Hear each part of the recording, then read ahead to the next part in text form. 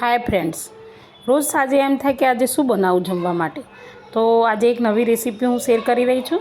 તો એના માટે મેં પહેલેથી એક બટેકું છે એનું સાલ કાઢી અને એને ક્રશ કરી લીધું છે અને એનું પાણી મેં જગમાંથી રેડ્યું છે અને એની અંદર આપણે 1 વાટકી સોજી નાખી છે અને 1 વાટકી ચોખાનો લોટ નાખ્યો છે અને એ મિશ્રણને આપણે ઢાંકીને થોડીવાર મૂકી દેવાનું છે સેટ થવા માટે.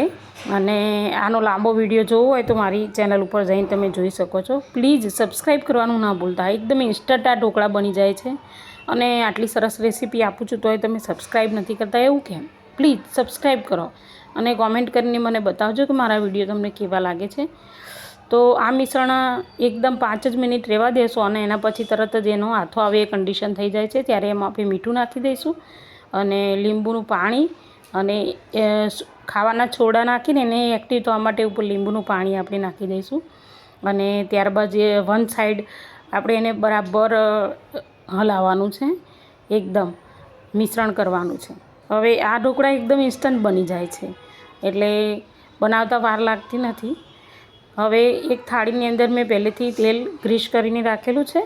એની અંદર આપણે બેટર નાખ્યું અને એની ઉપર આપણે મરચાંને થોડું નાખીએ છીએ, જેના લીધે મસ્ત એનો દેખાવ પણ આવે છે ને ખાવામાં પણ સરસ લાગે છે. હવે એને સ્ટીમ કરવા માટે મેં કઢાઈની અંદર પાણી રેડ્યું છે. એની અંદર 2 લીંબુના ચોતરા નાખી દીધા છે જેથી કરીને કઢાઈ કાળી ના પડી જાય.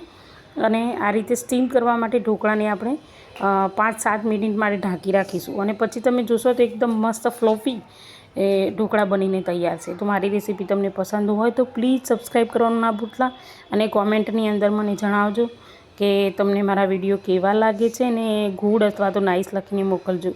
અને તમે મારો વિડીયો જોયો એ બદલ તમારો ખૂબ ખૂબ આભાર.